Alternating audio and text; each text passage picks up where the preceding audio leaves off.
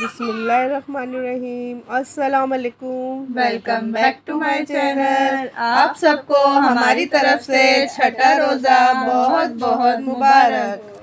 तो यहाँ पर जो है ना सहरी का वक्त हो गया था और सहरी में जो है ना आज हम लोगों ने अंडे खाए थे। सब ने अंडे खाए थे सबने तो सबके एग लिए फ्राई करे थे। एग फ्राई करे थे, सब के लिए हाफ फ्राई, किसी के लिए फुल फ्राई, जिसको जो खाना था। और वो खुद ही अपना अपना बनाया था। अनुषा ने अपना, हमना ने अपना और मैंने अपना। सही है। और मेरे हस्बैंड ने मना कर दिया था कि मैं नहीं खाऊंगा अंडा, तो उनके लिए नहीं बनाया था। हम तीनों ने अपने लिए बना लिया था और चाय बना ली थी, फेनी बना ली थी। और कीमा जो है वो मैंने बताया था, जो रखा हुआ कीमा था वही हम लोगों ने दूसरे दिन भी खाया था, क्योंकि तकरीबन सभी हमारे घर में रोज़ा रख रहे हैं अनाया को हटा के, क्योंकि अनाया बहुत छोटी है।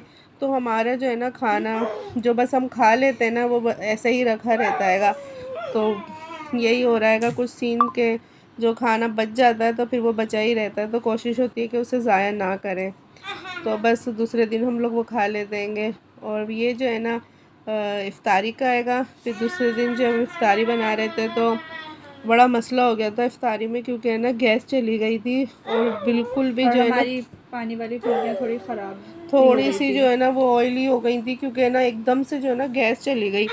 और जो है ना मैंने ये फुल्कियाँ जो है ना तवे पे रखी हुई थी ऑयल में, और इसी टाइम जो है ना एकदम से गैस चली गई।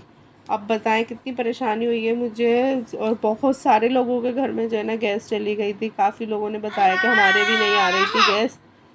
तो यहाँ पर जो है ना बीच में हमें डिस्टर्ब कर रही है। और मैंने पानी वाली फुल्कियों के साथ बनाई थी ये ग्रीन इमली की चटनी। ये बहुत अच्छी लगती है, इमली की चटनी या अमचूर की चटनी ना, वही अच्छी लगती है इन फुल्कियों के साथ। और प्याज के जो है ना स्लाइस काटे, तो वो जो है ना इसके साथ बहुत ज़्यादा जो है ना मज़ा देते हैं। और ये देखें कि बस बन गई थी जैसी बनती है मेरी, वैसी नहीं बनी थी परफेक्ट, लेकिन मैनेज हो गई थी।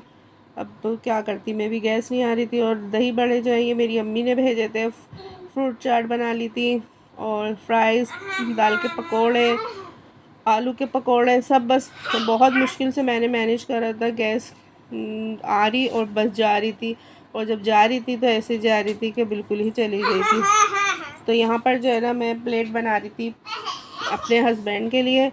तो ये देखें किस तरीके से हम लोग इसे एंजॉय करते हैं, फुल्कियों के ऊपर ग्रीन चटनी इमली वाली डाल के, और ऊपर से फिर प्याज के क्रिस्पी से जो स्लाइस होते हैं ना वो डाल के उसे खाओ ना तो मज़े की लगती है। मैं तो खाती नहीं हूँ प्याज। अनुजा तो प्याज नहीं खाती, हमना भी नहीं खाती। बस मेरे हस्बैंड और मैं ही प्याज हम डाल के। फुल्कियाँ खाते हैं सिर्फ चटनी से, बहुत मज़े की बनती है मम्मा।